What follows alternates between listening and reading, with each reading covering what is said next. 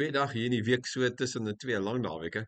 Hierdie afgelope maandag was Vryheidsdag hier in Suid-Afrika en Vryheidsdag beloof dat elke individu vry is van onderdrukking en uitbuiting ensovoorts.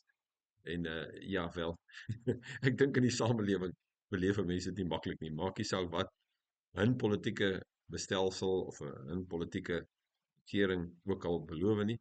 Ons as mens sukkel maar om waarlik ons vryheid te beleef. Maak nie saak of dit nou demokraties of sosialisties of wat dit ook al is hier op aarde nie. Jesus gebruik nog 'n interessante beeld in Johannes 10 en wat natuurlik baie meer waar word na sy opstanding. Hy gebruik die beeld van die herder en die skape wat julle baie goed ken en hy sê dan ook in vers 10 vers 1 hy sê wie nie by die hek van die kraal ingaan nie, maar van die ander kant af inklim, daardie man is 'n dief en 'n rower. Nou, dit is bekend in Jesus se tyd. 'n Kraal van die dorpies was 'n algemene kraal waar al die eienaars hulle skape geberg het in die nag en soos die beeld nou verder gaan wat Jesus sê, dan kom die herder en hy gaan staan in hierdie kraal en hy roep, sy stem herken die skape, sy eie skape herken sy stem en hierdie skape kom dan uit saam met hom en hulle gaan wy in die dag en hy lei hulle uit. So dit is nogal 'n beeld wat hy gebruik om te sê dat hy soos 'n goeie herder is. Hy raak die herder van sy skape, die wat in hom glo en die wat hom volg.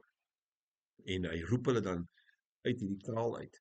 Maar die wat net kom om te steel en te slag, dis die rower. Mense wat kom vir hulle eie gewin, vir hulle eie koninkryke, vir hulle eie reg en ensovoorts, net om die skape te misbruik vir hulle self.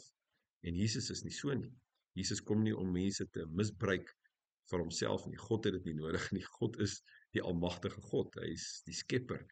En dis 'n wonderlike voorreg om deel te wees van sy koninkryk, want die ander beeld natuurlik van ons wat in Jesus Christus glo, skape, ons is deel van God se koninkryk.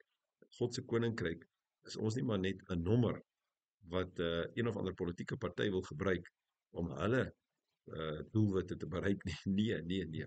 Ons is nie by God 'n nommer nie. Ons is 'n individu, soos 'n skaap wat die herder ken. En julle weet hierdie beeld wat Jesus gebruik maak staat op vertroue. Die skape vertrou die herder, want die herder kan vertrou word. Want die skape het as trop geleer oor 'n lang tyd, hulle kan hierdie herder vertrou. En ek het Sondag die beeld gebruik as 'n lammetjie gebore word in hierdie trop, dan leer die lam by sy mede skape hoe om die herder te volg, hoe om die herder se stem te leer ken en hoe om hierdie herder te vertrou. So werk dit ook mos in die koninkryk. Ons leer ook ons kinders hoe om die Here te volg, hoe om sy stem te hoor, hoe om saam met hom te leef. En ons leer mekaar, ons help mekaar as skape, sê nou maar in hierdie trop, om te sê, nee, wag bietjie jong, kom bietjie hierdie kant toe, daar is 'n afdraand of 'n afgrond of daar is giftige plante, moet dit nie eet nie, hier's goeie water ensovoorts. En luister na die herder, hoor sy stem, kyk waar hy ons lei. Hy het meer insig, hy verstaan meer. Dit is al 'n wonderlike beeld wat Jesus gebruik het. Ek hoop jy ervaar ook vir Jesus as jou herder. Ons hoef nie in hierdie wêreld, ons is in hierdie wêreld natuurlik en ons leef in hierdie wêreld en dit is wonderlik om in hierdie wêreld te leef. En dit is opwindend om al die verskriklike politieke spanninge, ekonomiese spanninge en al hierdie goed te beleef, want ons weet ons is deel van die koninkryk van God. En al hierdie goed is deel van die koninkryk van God. Dis nie buite God se koninkryk nie. Dis die opwinding daarvan. So ons hoef nie te voel dat die politiek en die ekonomie ons primêre omgewing skep waar ons gelukkig kan wees nie. Ons is ook binne God se koninkryk, binne in hierdie wêreld. So mag jy en ek mekaar help om God se stem te hoor, ons herder se stem te hoor.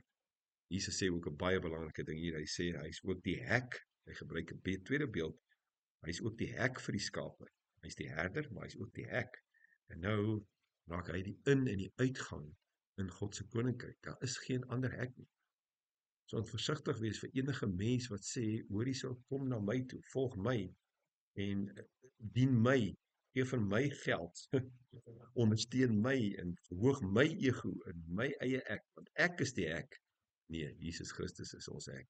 En ons in die gemeente in Amersfoort en ek glo baie ander gemeentes van die Here sê Jesus is die hek. Geen herde, geen predikant of pastoor of wie ook al is die hek nie. Jesus is die hek.